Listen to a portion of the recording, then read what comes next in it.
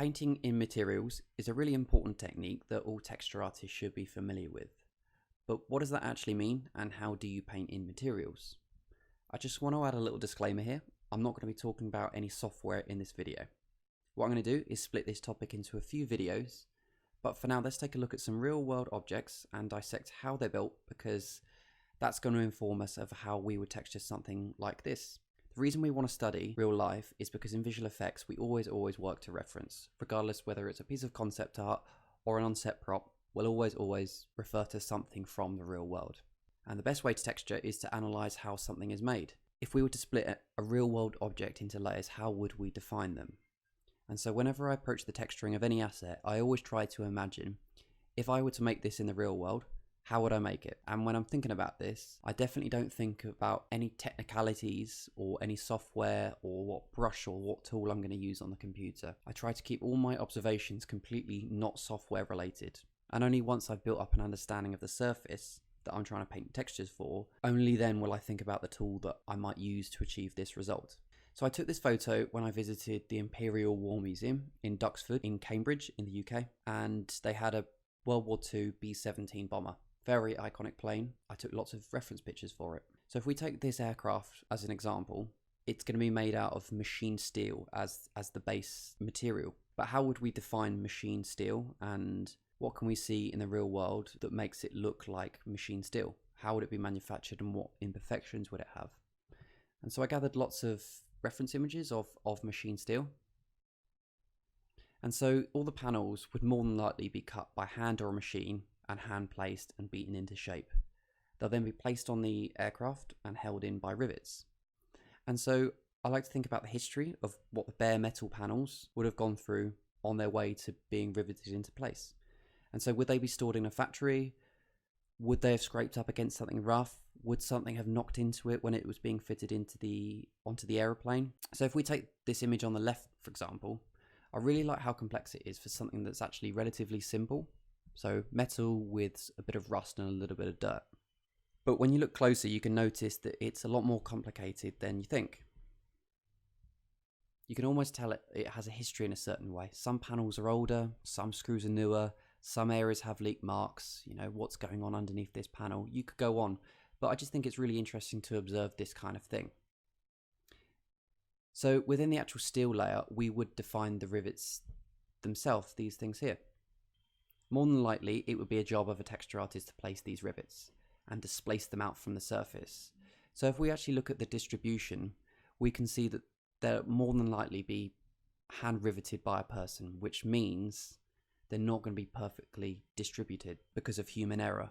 Also, the rivets would probably dent panels more than others, depending on what the structure is underneath. So taking note of all these imperfections is massively going to help us break up the CG perfect look, and it's going to help tell the story or sell it that there's an actual structure underneath all of the panels. So there'll be lots and lots of complex ribs inside of this that's holding the plane up, and all of these panels are going to be riveted on. And you know, it's just about trying to help tell the story that this isn't just a pixel thick polygon. So the next layer on top would be primer, and I don't actually have any pictures of primer, but primer is a matte layer of paint that's a really microscopically rough surface. It's rough because the final layer of shiny glossy paint will need a key in order to stick onto, and by sticking onto the primer instead of the bare metal, it's going to be far more robust to weathering, and you don't want paint that's just going to come off so easily. So that's why it has primer underneath.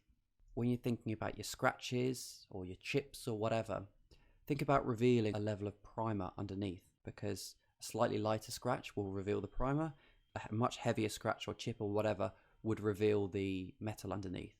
And by understanding the layers and levels of materials that are going underneath, you can come up with a much more complex looking asset. So the next layer would be graphics or decals. So would they be rougher in terms of shininess?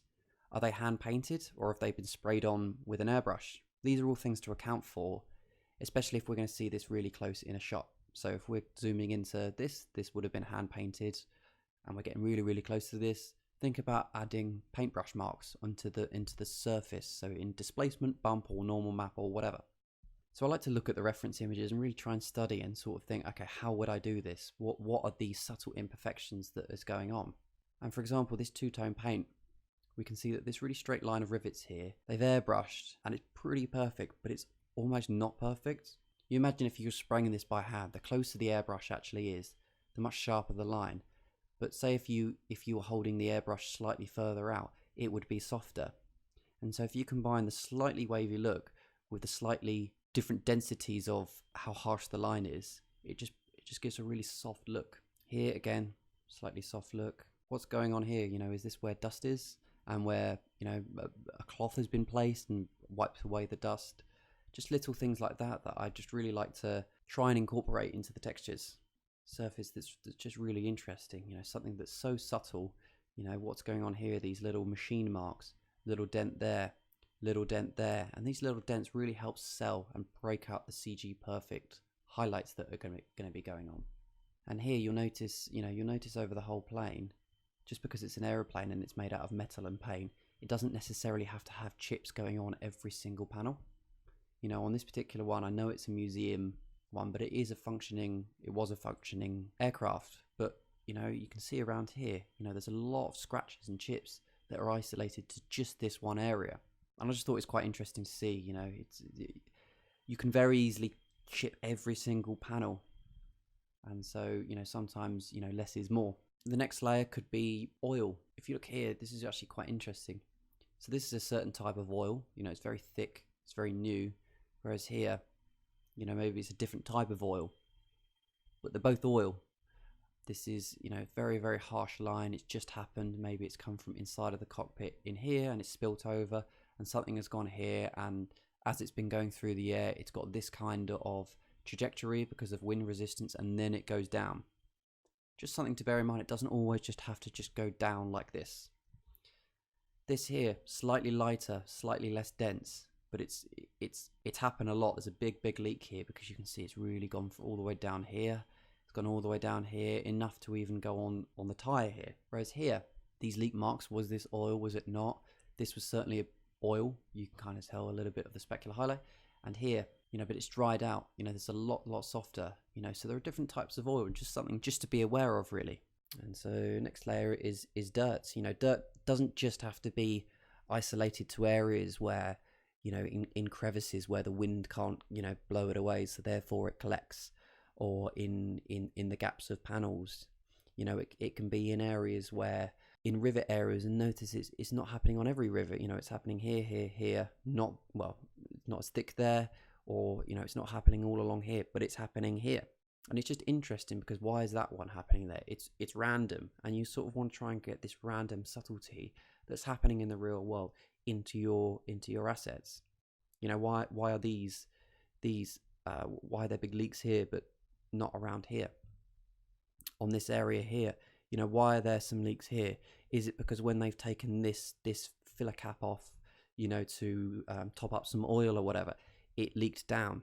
And is that why that there's, you know, the sort of this subtle smudge of dirt? You know, same happening around here and here and here. And these subtle leaks here, you know, it's not happening along here. Why is it happening over here? Is it because this panel is sort of lifted up a little bit and, you know, the water is collected and it's allowed to leak outside of here? You know, there's just one little leak here. And sort of when you look at this, even though this is essentially metal with some dirt over it, the surface does not look the same. You know, there's all these kind of little story points. And this is relatively clean, but when you sort of zoom in, you can see it sort of has really soft dirt that's going on, mixed with a little bit of rust. And it's sort of just looking at these and making a contact sheet like this just to inspire you what happens in real life, because it doesn't happen everywhere at the same point in the same different density and that kind of thing. You know, this is where it started to peel away. Maybe this was another color of paint that it had under the top layer of paint. You know, was it green and that kind of thing? You know, this is obviously a really old plane, but this tells a different story, a much different story to, you know, this asset that, you know, that is a lot cleaner. And the exhaust, how would we make the exhaust look? You know, how we're going to make it, say, the difference between here and here. These are two different stories. These are two different ages. Here, this looks like a relatively new exhaust. You know, what's going to happen to metal when it's heated to extreme temperatures over and over and over again? Is it going to get this rainbow kind of mark? And look at the colors, really vivid. How would it react to light? And so what happens if if it's years and years and years old? Would that then eventually start to have a big layer of soot and start to oxidize? Would it then start to really oxidize and collect rust? These two tell a different story. And so, this is this type of thing that I like to think about. And around the engine where you've got these panels, we can't see the engine, maybe it hasn't been modeled, but we can still help give the illusion that there is something going on. So maybe the surrounding panels, maybe we can sort of get some engine marks, some soot marks that's coming through the engine, that kind of thing. And I know it sounds like a lot, and you might just think, I really don't need to do this. I know what an aeroplane looks like. I just want to paint textures. But these are all observations that I like to make before I start any asset, because when I'm more informed of a look of an asset, the more believable I think I can make it. And so by studying the real world, it can give you inspiration or ideas that you've never even thought of. Ultimately, it could give you a much more interesting or believable outcome because you've been inspired by the real world. And so by knowing how something is built and the history of an asset, it can make the painting of the textures of an asset much more enjoyable, because each imperfection, each bullet hole, chip, scratch, leak is its own little story point, because it all happens for a reason. And ultimately, all of that is going to build up to help tell the story of the film, because a clean aeroplane versus a dirty aeroplane helps tell a different story. Sometimes less might be more. And so by looking at the real world, you might be surprised about how subtle some things actually are. On the computer, it's so easy to layer up texture over texture, and that could end up looking very crunchy and very mottled. But only by comparing to the real world can it inform you about how simple some things actually might be. And that's pretty much it. I hope you found this video useful. I do plan to release a lot more videos around asset creation. So if you want to see any more videos like this where I dissect how I'd break down an asset, or any techniques that you'd like covered, leave them in the comments below. I will be releasing how I'd approach setting up materials for something like this in the next video, which is coming soon. So if you like what you see and you want to see more, comment, hit the subscribe button and turn notifications on. Cheers.